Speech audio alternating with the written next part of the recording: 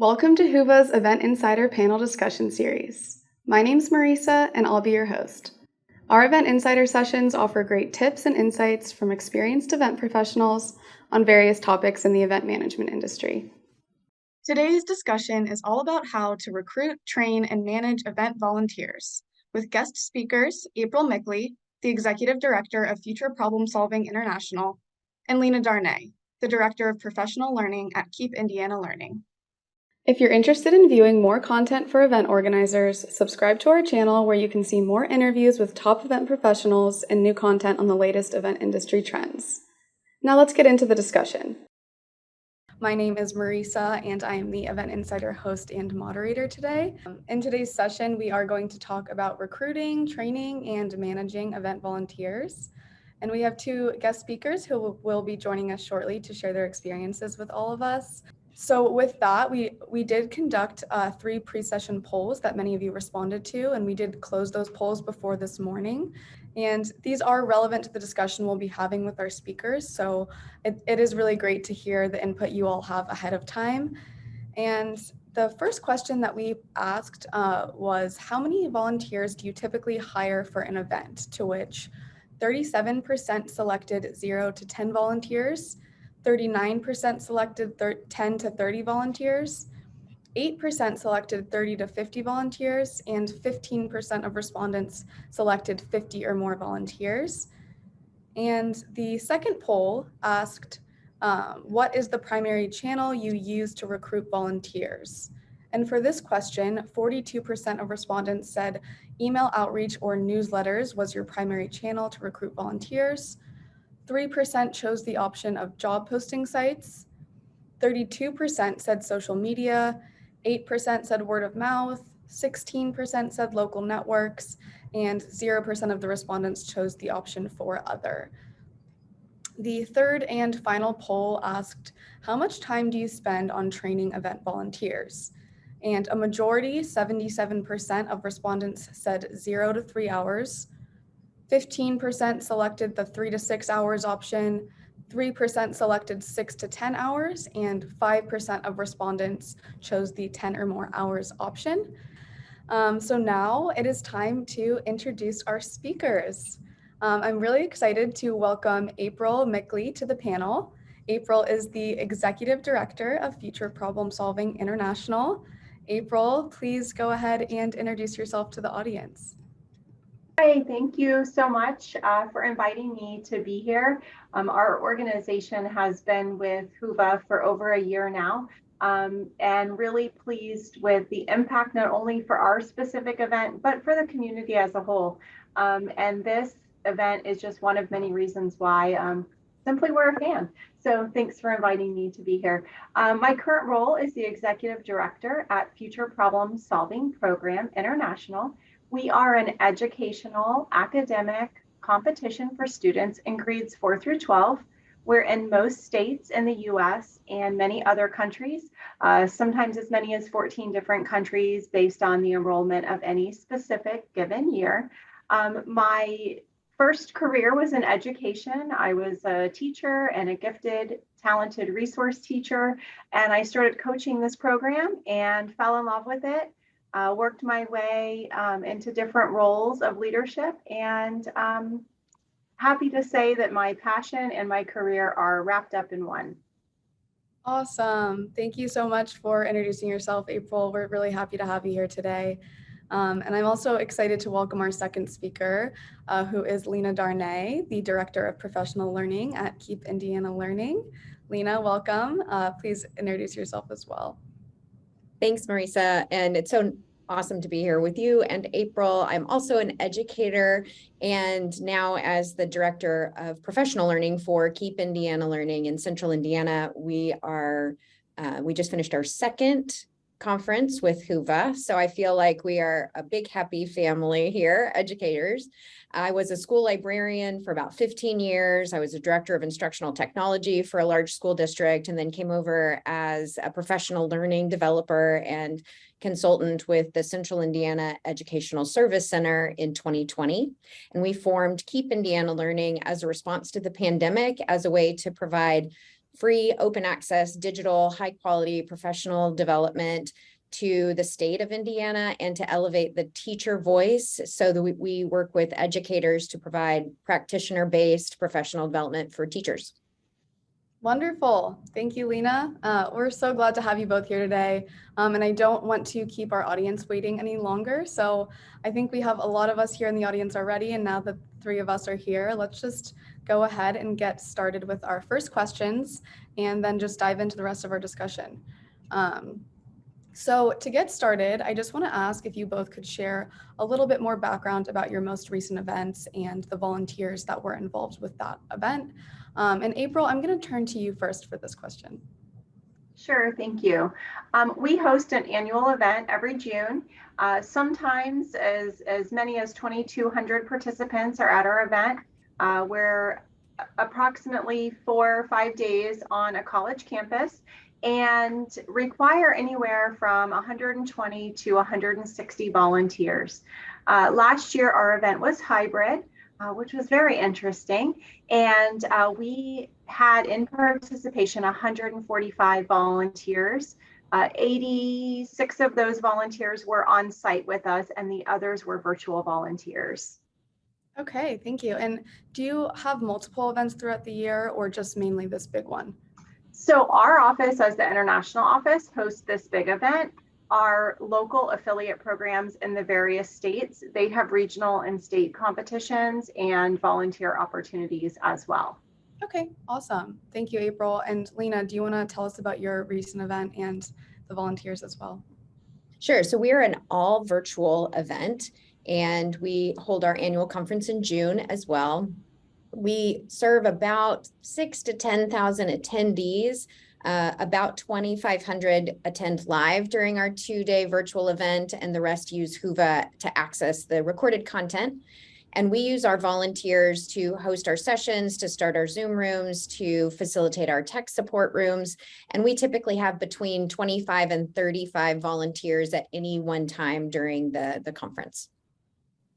Great. Okay. I think you guys have a different background and different setups for your volunteers. So I think this conversation is going to be really interesting and I'm excited to hear kind of the differing perspectives that you guys have to share.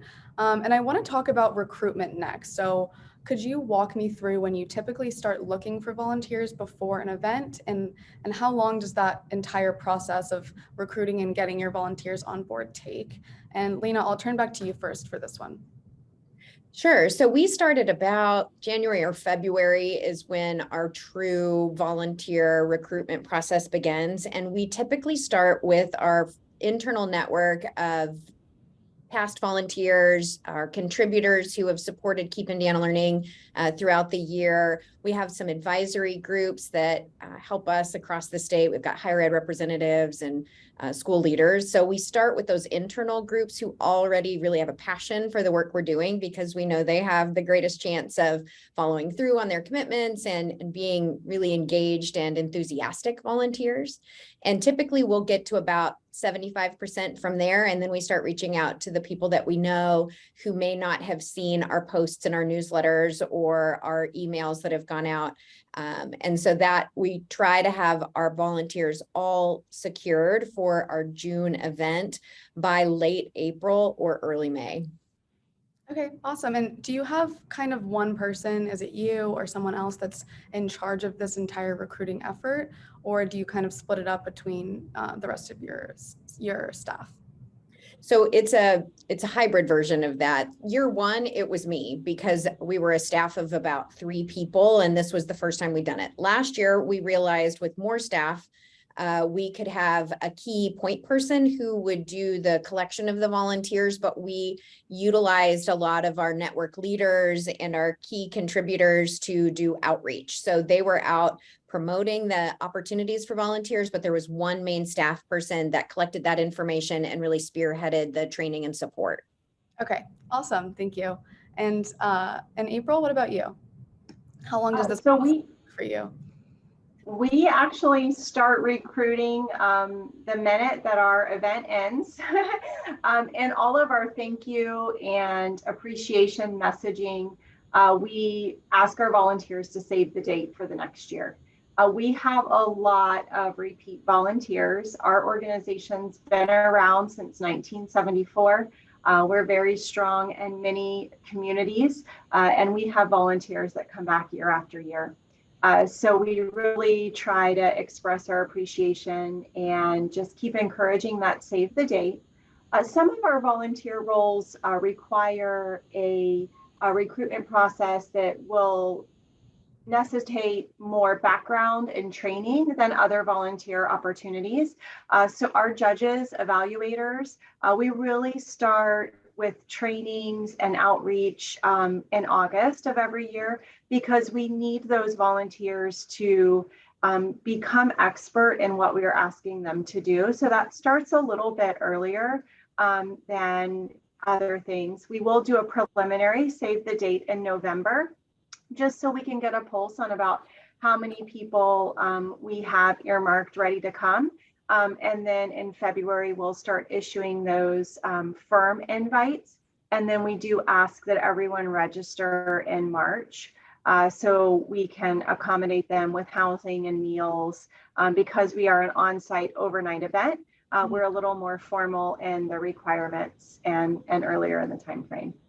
Awesome. Thanks for sharing that. And I'm excited to kind of touch a little bit more on the other things you mentioned, like returning volunteers and kind of your training process that we'll get to. And I know you both kind of touched a little bit on how you find them, but I want to ask more specifically, what are your top 3 sources? What works the best in terms of sourcing the volunteers and successfully getting them on board? And April, I'll start with you on this. Sure. So our first and biggest source is our affiliate directors. So most of the states, Texas has an affiliate director, Kentucky has an affiliate director. We reach out to our affiliate directors asking them to help us make our event great. And they always pull through. They bring amazing volunteers that know our program and know our kids. Our second big source is the alumni. So we have many students who maybe go into education as their career, maybe not. But we have so many alumni that come back and give back to a program that was impactful to them. So we make sure that our alumni distribution list is up to date and do specific messaging to recruit from that group. And then parents. We have board members and volunteers whose children went through our program, and their children are in college or in their careers, and they're still coming back to volunteer. So we make sure to nurture and outreach to that group as well. That's awesome. And it sounds like you have a lot of returning volunteers, but what have you found works best to attract new volunteers in terms of like incentives or just grabbing their attention?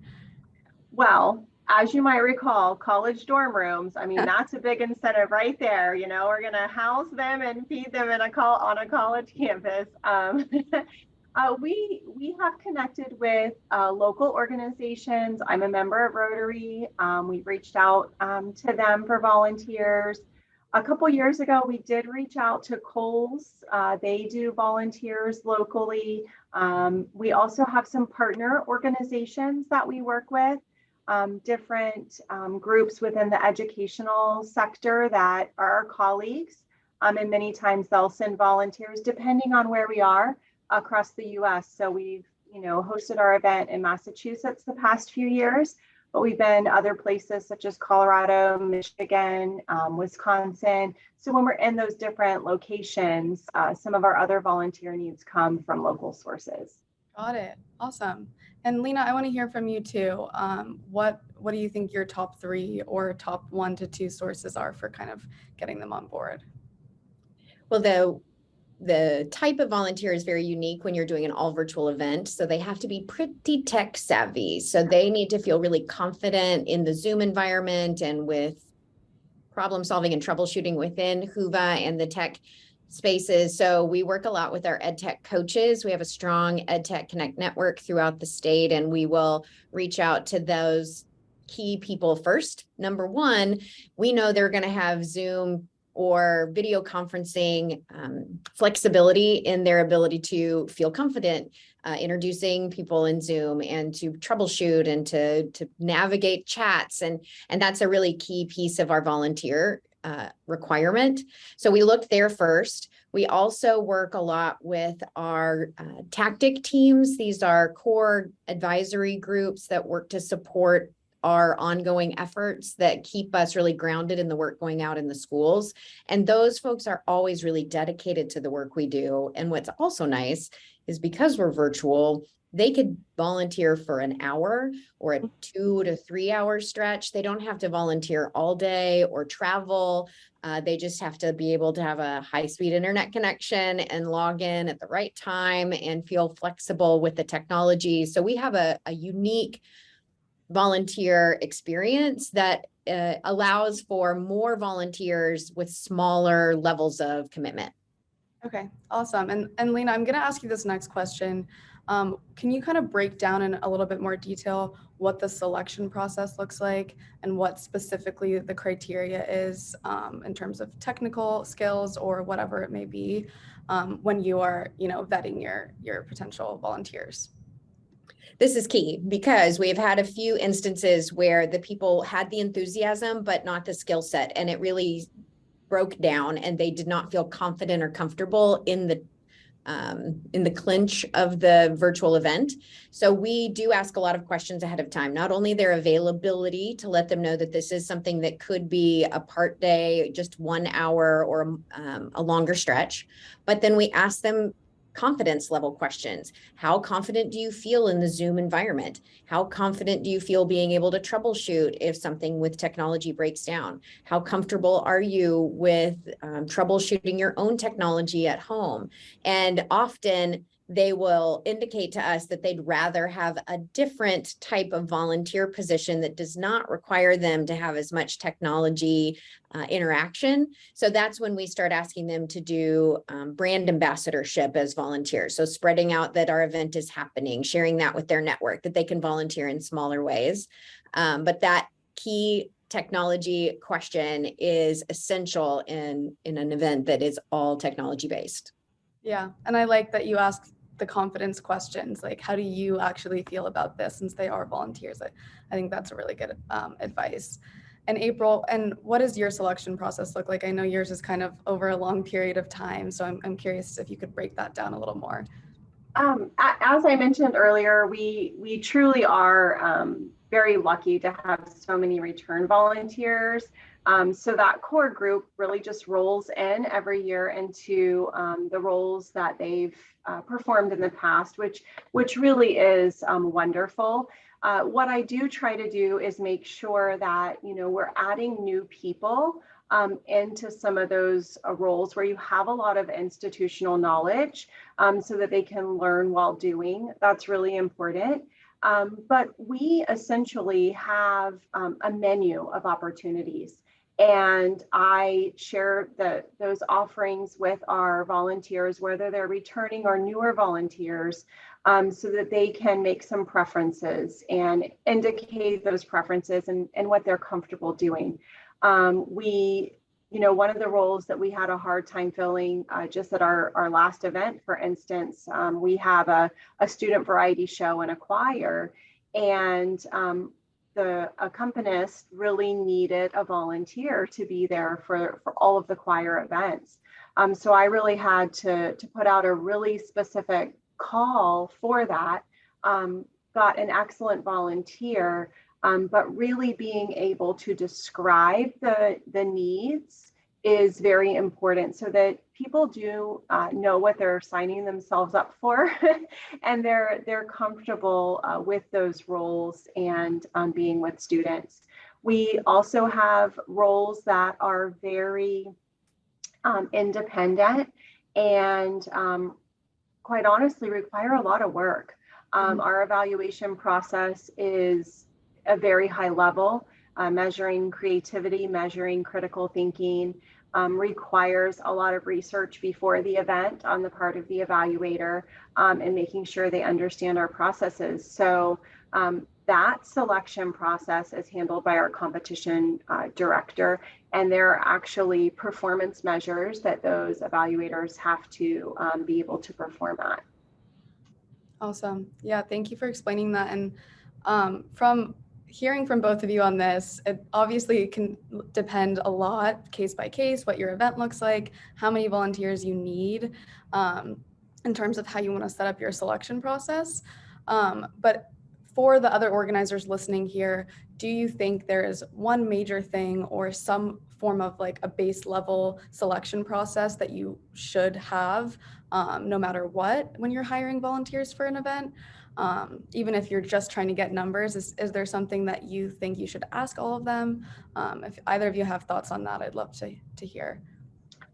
Well, we do work with students in 4th through 12th grades. So we do, at the very beginning of our selection, notify our volunteers that they must pass a background check. So that's probably our biggest non-negotiable, is the safety of students and the dedication to the event as our biggest indicator. Great. Lena, what about you? We're a very educational driven, mission driven organization, and we are dedicated to open access support for all learners, including LGBTQ, diversity, and inclusion. And so we have a statement at our volunteer form that they will also be open to the types of content that will be at our session. So it's really a key core commitment that we are sharing with our volunteers, that they know the mission of the organization. At the point in which they are volunteering with us, they typically have been engaged in some of our content and support. So we haven't had any type of conflict arise, but it is something that we think is very important. And we put out there right away that this is who we are and what we're working towards. And as a volunteer, we expect you to also reflect that mission of our organization. Awesome. Yeah. Thank you guys for sharing that. And I also want to kind of move on here and talk about the work that you actually have your volunteers doing. So you both touched on it a little bit, but if you could both kind of break down like what exactly the roles look like and how you organize that. And Lena, you can go ahead and start on this one. Sure. Our key volunteers really are Zoom hosts. So they have a very key role in introducing the Zooms. Marisa, you'd be an excellent volunteer if you ever want to join our team. But that sometimes is intimidating because people aren't comfortable with engaging in that way. It feels a little more on stage, and you have to have a bit of a willingness to put yourself out there. And so often we will have a volunteer group that is behind the scenes. So that might be that they work behind the virtual scenes, doing some tech solutions or being on call if we need people to support, or pop into a room and moderate a chat if the main volunteer isn't able to stay for the whole time. And so we do have some behind the scenes, but a lot of our volunteer staff are kind of front of house. They are the face of each session, and that takes some specific training and some dedicated conversations with how that looks, some scripting of things we need them to say. And then we have our tech support. So they live in a Zoom room all during our open conference hours, and they would be where people would hop in and ask questions if their technology isn't working. So they have to have a very flexible approach to problem solving and technology support there. And then everyone else that's really physically on staff here at our site, they are staff members. So they're not volunteers, which means we get a lot more dedicated time to working through what that looks like. So almost all of our volunteers are remote. Okay. And I also want to follow up with, have you found any work that isn't necessarily suitable, or that you've found that you've had to remove from the volunteer program in past years? It's that technology piece for us. We have had a few who have gotten to the point of the orientation and thought they could handle it. And we have them do a dry run in a Zoom room in Hoover, and they'll get to a point where they're like, I just got anxiety hot flashes. I cannot do that. And so it really is making sure that they feel confident. And then we don't have our volunteers host our keynotes or our welcome sessions or our bigger events. We do want those to be on staff people that are very reliable, very supportive of the organizational mission, know that they're going to get the right words out at the right time so that we keep those key pieces to staff-based members.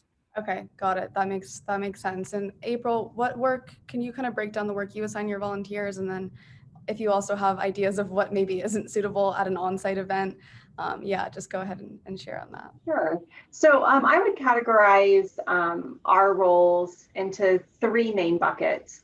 The first one being all of the evaluation and judging of the competition events.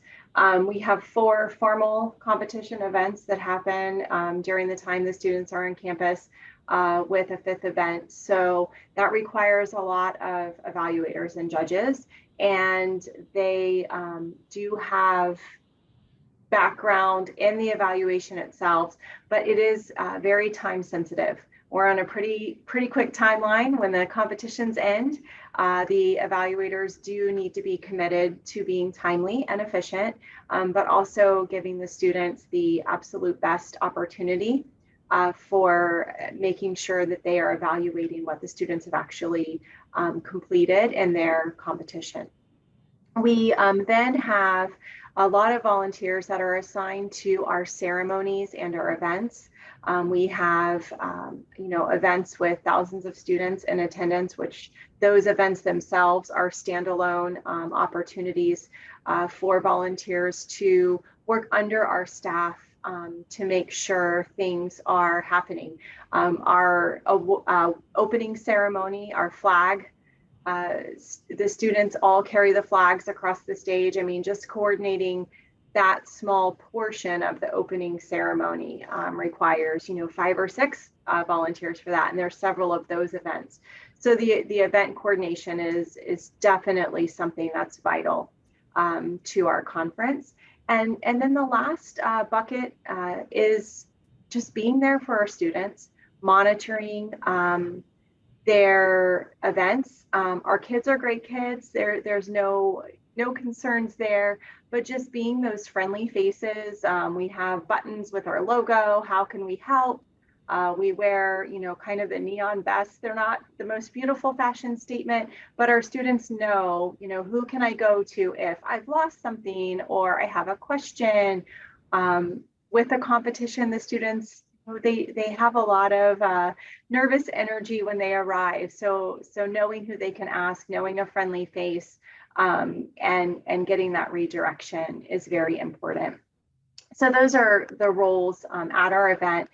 Some things that are not suitable for volunteers are anything that is private information, confidential information, whether it be accommodations for learning needs that the kids need during competitions, whether it be any medical or HIPAA accommodations that are needed in their housing or with their meals. So anything that involves that confidential private information, that's not suitable for volunteers. That is reserved for staff. And then another thing is the competition integrity.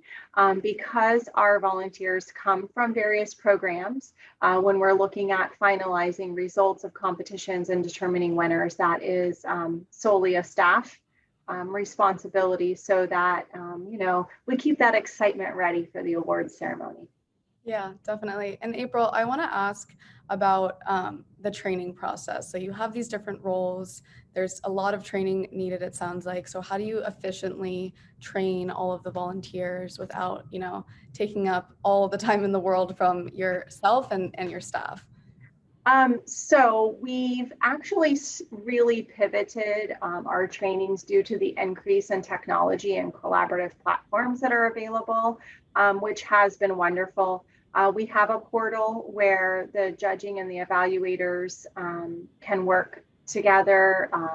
We look at the analysis of their results. We can offer Zoom follow-ups or video briefs, even where we have slides in the background, and conduct trainings.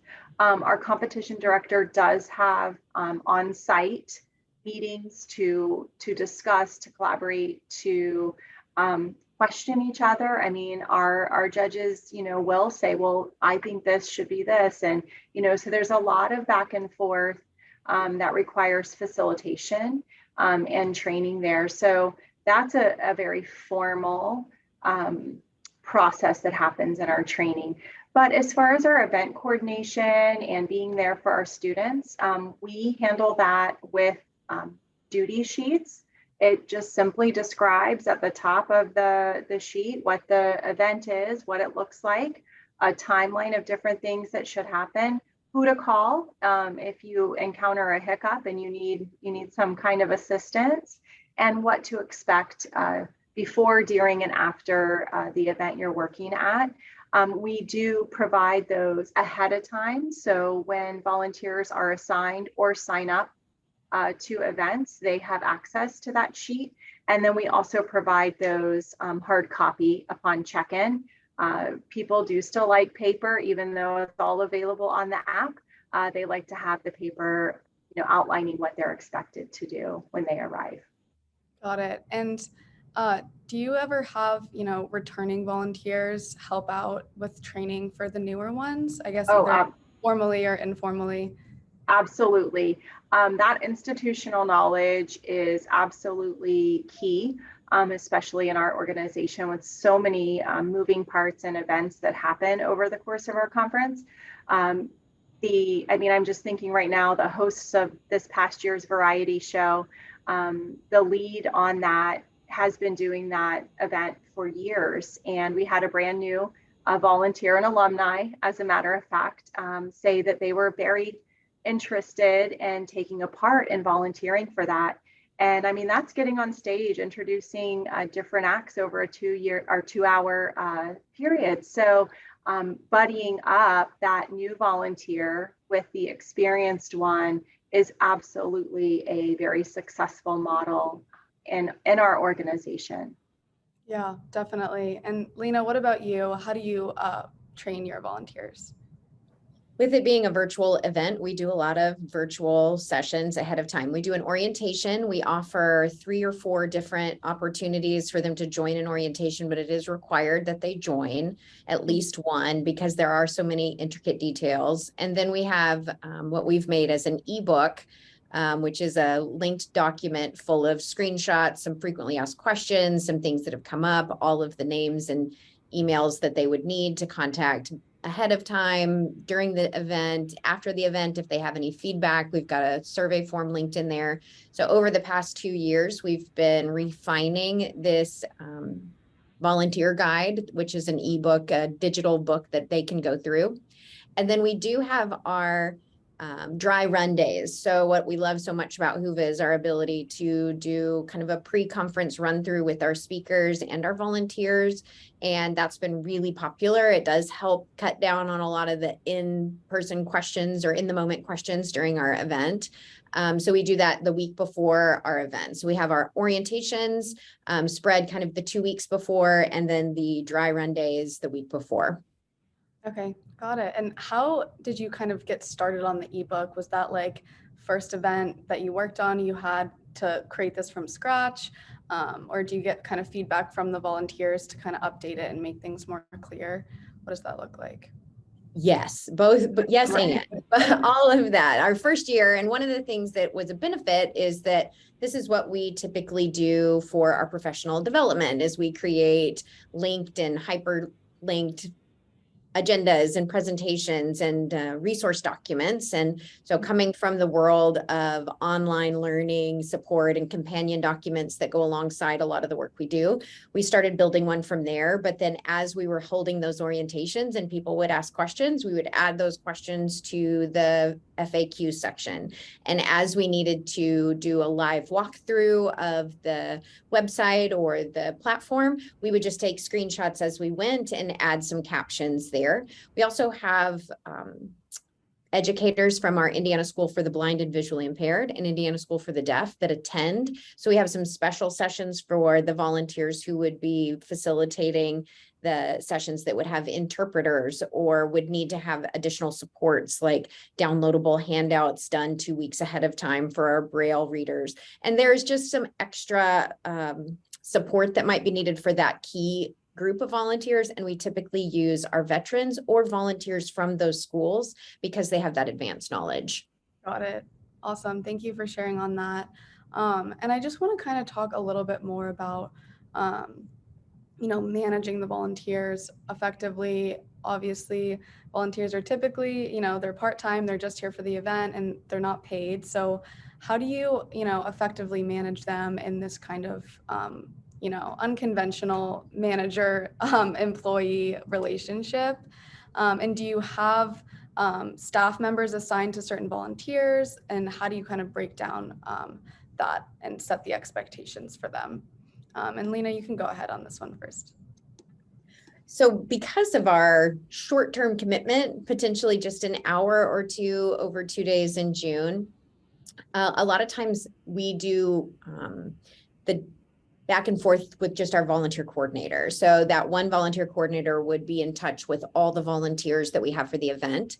However, we've had a few volunteers at our first year that we specifically said, if they apply to volunteer again for the second year, we're going to put them in a position that isn't potentially forward facing or as technology based. They just struggled with that a little bit. Most of that came from anecdotal feedback from people that were in the session that seemed to feel like that volunteer just wasn't to the standards that the others were. And a lot of times that was growing pains. We didn't know how to make sure that they were going to have that on-camera personality or the flexibility with technology the first year.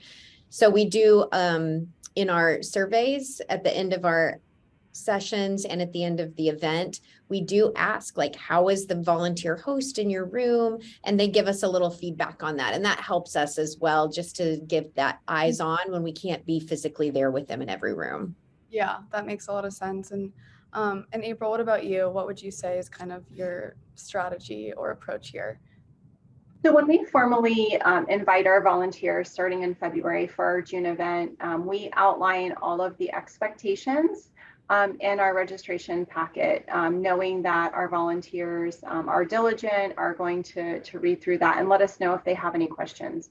And oftentimes they do have questions, and we are very responsive in making sure we're answering them, making them feel comfortable with what they're being asked to do.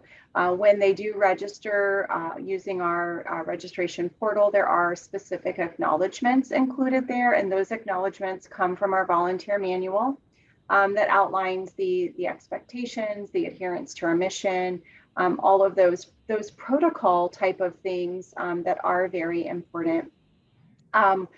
My administrative director and I actually did our certification in volunteer management at Rollins College. And I will tell you, we received a lot of good background due diligence type of verbiage that's important to share, requirements of our volunteers, especially with working with students who are in an overnight camp situation. So all of that's very important. And then when we're on site, our team really tries to be very visual, very hands-on, we try as hard as we can to be extremely organized, so that when, several days into the event, we're tired and our volunteers are tired, that we're able to respond with what they need. We also do surveys and debriefings with our volunteers, knowing that, preferences change and are different, making sure we're placing the volunteers in those situations where they're feeling successful, and that's a good fit for them. And just really being able to respond to them as we need. Technology is a great assistance for that. Texting and calling and being hands-on and available for them is really the best way to make sure they're equipped with what we're asking them to do for our students. And April, I know you said you got your certification formally. Do you have any ideas or suggestions, Lena, you as well, for resources or things that could help out other organizers who maybe haven't managed volunteers before, or things that can help guide them in that kind of new journey? Yes, any type of coursework is extremely helpful.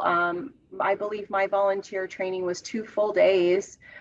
So we received not only links and coursework, but we also receive that network of collaboration with other directors and volunteer coordinators of nonprofits.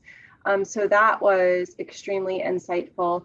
And just having those resources to call on.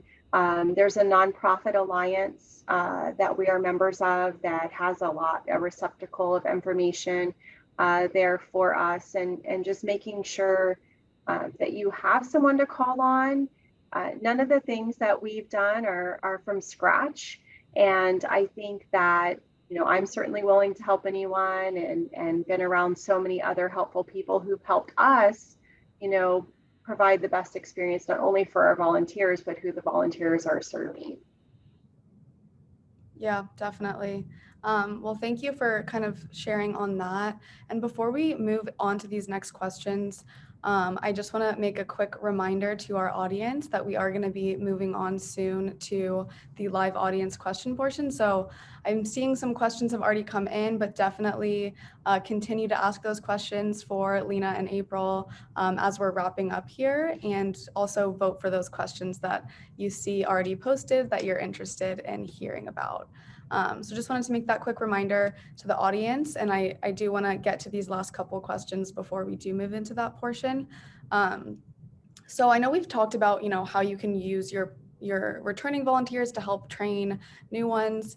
And I know both of you do kind of have a system of getting your returning volunteers on board again. But could you kind of break down your method for tracking previous volunteers, and if you have a database, and how you organize that and utilize it? And April, I'll start with you on this one. Sure, thank you. So we've been using for at least the past 10 years a platform called signup.com. And essentially you build your calendar there and you determine your slots. So I know on Wednesday of my event, I need X number of volunteers for these different blocks of time. And then I open up the signup.com. I have my messaging all prepared and my instructions, and then my links to the specific events and what's required there.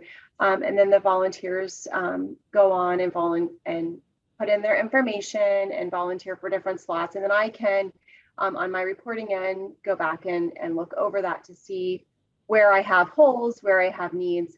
But what's beautiful about that is it tracks my volunteers. I have all of their contact information and their names. I can send messages directly from that platform. And then I can also run my reports from that platform, so that I know over the past year, I had 145 volunteers at 8,100 hours of volunteer time, all from that platform on a reporting process. And then I also use Constant Contact, and I have distribution lists from there where I can link surveys and just keep my volunteers in those specific lists. Okay, great. And Lena, what about you? So we use Google Forms to be able to collect basic information, and then we have our spreadsheets linked from there that allow us to track contact information, basic availability. We use a Google add-on in Sheets called Autocrat that allows us to generate some mail merge style communication. If we need to send them, we send them like a certificate of volunteer hours. We use that for our professional growth points that go out to the teachers once they've completed a lot of content. And then we also use an email marketing campaign service. We use Active Campaign that allows us to have those distribution lists and to send out emails and reminders. We trigger those to send out at strategic times because they may have volunteered in February, and we want to keep them then engaged and remind them not to book that summer vacation over those 2 dates. And so we have some strategic reminders that go out that with some little bit of information that just makes them stay enthusiastic about that. So I think communication is the biggest way to maintain and recruit our volunteers, and we use Active Campaign for that. Okay, awesome. Yeah, thanks for sharing that. It's definitely tricky to get that timing right to make sure people are getting your messages throughout the year. So I appreciate you both kind of sharing what systems you're using for that. My last question before we jump into the Q&A is something I'm really curious about. I think the audience will be interested as well. I know that for a lot of volunteers, it's a great way to get involved with, either the organization that's hosting the event or just event planning in the event industry in general, seeing how that works. So have you ever recruited previous volunteers as staff members, either part-time or full-time, or, just becoming involved in other ways outside of the event? And Lena, I'll start with you on this one.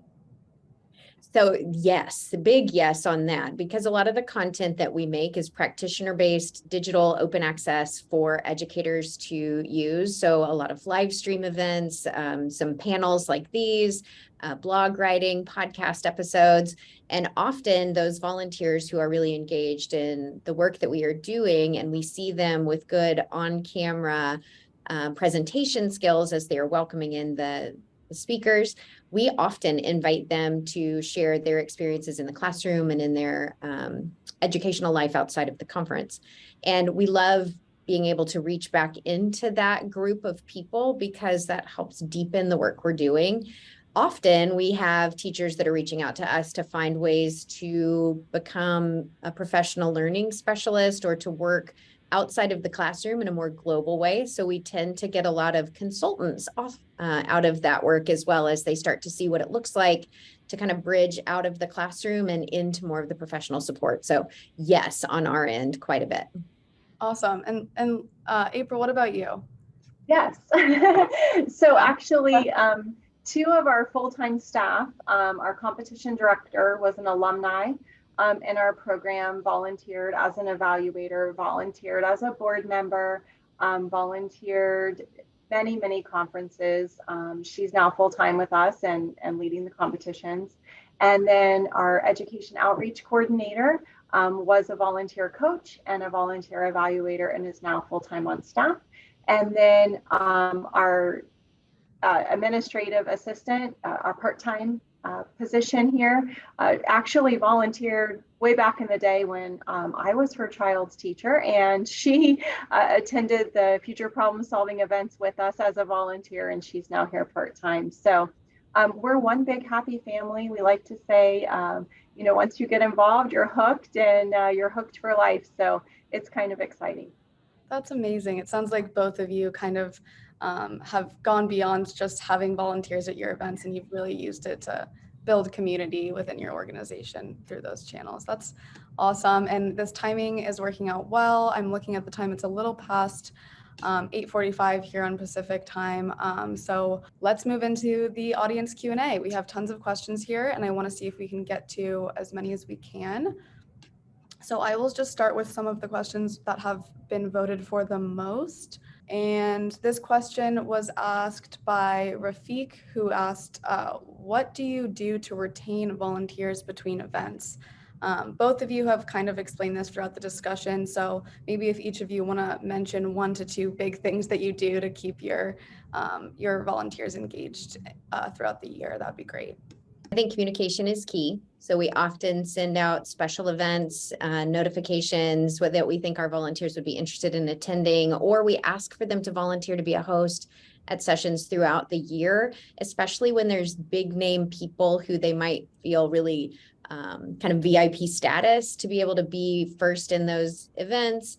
So I think it's just those little incentives and little reminders that we appreciate them all year long, keeps them coming back. Agree. The nurturing communication. I know just this week I sent out our annual report thanking our volunteers, pointed them to the page that highlighted, that our numbers were just part of our health of our organization, and thank them for that. Short and sweet, and here's the link. But yeah, throughout the year, we have smaller opportunities, especially locally. We encourage them to stay involved. But really just that constant, feel good. Hey, I was at this event in June. I'm planning to go back, but I want to know what's going on. What are the kids doing throughout the year? Mm-hmm, definitely. And I'm going to move on to this next question from Mara, who asked an interesting question. Any insight on recruiting volunteers based on age? For example, differences in recruiting teens versus recruiting seniors and the baby boomer generation. Do either of you have any experience with this that you'd like to share? I think making sure that your recruitment, your training and your approach is varied. Our staff actually and our board of trustees, we are representative of, very new careered alumni and people who have been with the program for 50 years. So really keeping that open mind to making sure, hey, we don't have a presence on Snapchat or TikTok, but we need to, and we need to engage people there for that younger group too. We need to make sure to have these systematic communications, have printouts for different generational needs, but really balancing that is very important, especially with an organization as you've been around for a while, like we have. You do notice sometimes your volunteer population is of a certain generation, and you want to make sure to keep that diverse so that you maintain that institutional knowledge and just stay ahead of best practices, and don't get into a situation one year where so much of your volunteer base has, retired or are all new. Yeah, that's a great point. Lena, do you have anything you want to add to that? I think social media, like April mentioned, it's a really key place to get to a demographic of your volunteers that might not be reading email newsletters or following some of the other more traditional avenues of communication. We also try really hard to make sure that our marketing is on trend with what's going on. We do some of the trending engagements that they have on Twitter and LinkedIn and YouTube, and wherever we're putting our content, we want to make sure that we're findable. And then LinkedIn is probably one of our best ways to find that key I'm doing volunteer to support a career move versus I'm looking for just a fun way to engage. And because a lot of the work that we do has that more career-based professional learning bend to it, we find that LinkedIn hits the sweet spot for that type of volunteer. That's a great advice. And this next question is something that you guys both mentioned already, which is what software do you use to communicate, engage, and train your volunteers, asked by Chandra. But if you guys just want to mention the names of those software that you use, I can type them into the Q&A so people can refer to that. We use ActiveCampaign for our email communications. We use the Google suite of products, so Google Forms and Google Sheets for our database or the repository of information on our volunteers. And then there is an add-on in Google Sheets we use called Autocrat, AUTOCRAT. And that one does the mail merge, so it allows you to send out PDFs of certificates with specific information embedded in for each person. So we use Constant Contact for our e-blast distributions. Many times we'll link surveys to that, and we use Google Form for that. We used to use surveys right in the Constant Contact system, but Google Form and their Excel is just so much easier. So we embed it in there. And then we do use signup.com for our actual coordination and sign up and management of specific events and signing up for different roles. It sends reminders, goes push right to people's cell phones, and you can send messaging through there, and then thank yous and follow-ups all from that platform. Awesome. Thank you guys for listing those again. To anyone in the audience who is curious about those software platforms, I just typed the responses to the question in the Q&A, which you guys can come back to and refer to later if you would like. I want to see how many more questions we can get to. There have been a lot asked. So this next question is from Mara again, who asked, where can I advertise the search for volunteers the best?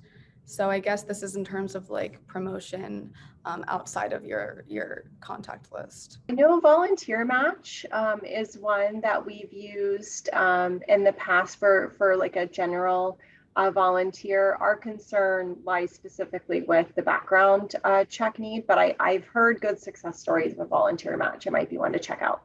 Also recommend finding other groups that are the same mission as you. So for our example, as educators, we reach out to the Indiana Youth Institute that works with youth service providers that are not educators specifically. So foster care providers, daycare providers, those who are also serving youth, because they will also be engaged in the content of which we are asking them to volunteer. That's a really important piece, is if you get people into volunteer, but they don't really care about what you're doing, they're going to be less likely either to come back or to participate in that fully enthusiastic way that you want your volunteers. So making sure you're pulling them from a space that feels authentic to the content and the type of event that you're doing. Yeah, that's great advice. And I have this next question from Amy who asked tips on what to add to a volunteer or youth volunteer application. So I guess key items that you want to include in the application itself. I think you want to include information about your organization, what your mission is, what your core values are, and asking for that acknowledgement from your volunteers. You know, do you have the same beliefs? Are you passionate about the same kinds of things? Because those are going to make the volunteer successful and also make the organization stronger by that volunteer. So I see it as the importance of those acknowledgements. So maybe working it backwards, knowing what your ideal volunteer looks like. So doing a profile of your volunteer and having those pieces there, and then cross-reference that to build questions to match your organization and what you're looking for. With our virtual volunteers, I've already kind of explained how we really dig into the confidence in technology. So confidence in the types of roles that these volunteers might be engaging with would be a good key piece. If you're working with youth, transportation, we do a lot of events where we've got students that come in and work, and we always have to ask them, do you have a reliable way to get to the event, or is that something that you need to be considered? How can we contact you, and what's a backup phone number for you? You know, there are just things that with youth as a volunteer base, you have to ask extra questions to make sure, because they may never have done this before, so they don't know what they don't know. And that's a key piece too. Yeah, exactly. And I have this next question that might not apply directly to your experience with volunteers right now, but Maggie asked, how can we ensure that volunteers show up for small events that only require 1 to 2 volunteers? Is it a good practice to follow up with volunteers who don't show to figure out what happened or just never mentioned it? So what would be your advice on this question? I definitely would follow up. And I also track who recommends volunteers. Many of our volunteers are recommended. So reaching out to that person that recommended them is oftentimes very good. And I will say, when planning for the various events, I do always build in sort of those floating volunteers because something's always going to come up. And having those volunteers that are super flexible, ready to jump in, pivot really quickly, have a wide range of skill sets. You definitely want to have those people on your team if you're hosting a larger event, so that they can go and fill the gap if someone doesn't come, because that's really, really difficult and really compounded during COVID. I lost several key volunteers right before our event this past June. And I lost a little sleep over that. I'm not going to sugarcoat that. That was tough.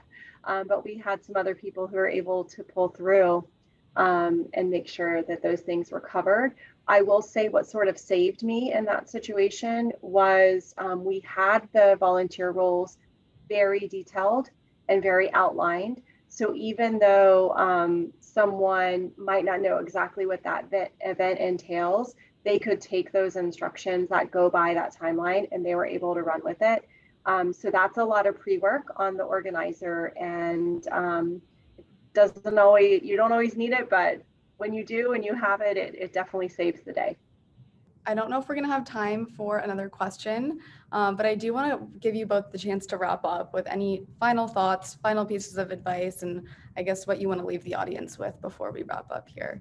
As a virtual event, one of the best pieces is that your volunteers can have a very short commitment and yet feel very engaged in the work that you're doing.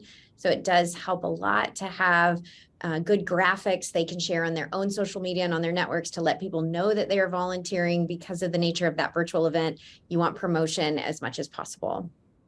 Preparation is key for the organizer before the event, well before the event, be over prepared and ready.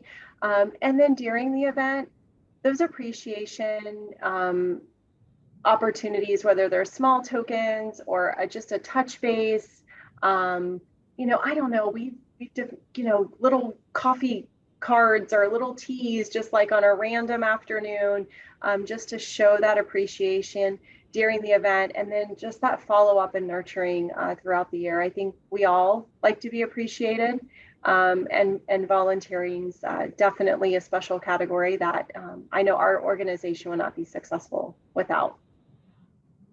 Awesome. Thank you guys for wrapping that up so nicely. And thank you for joining us and sharing all of this experience and information with our audience so candidly. It looks like we have just hit the hour mark exactly. So unfortunately, we do have to wrap up. I also want to thank everyone in the audience for joining and participating ahead of the event with the polls and the icebreaker and asking great questions. It was really a pleasure to host this session, and I hope you all have enjoyed it as much as I have. Thanks for watching. If you found this panel helpful, subscribe to our channel to find more videos just like this. You can check out the other topics we have featured in the Event Insider series and more content for event planners. See you next time.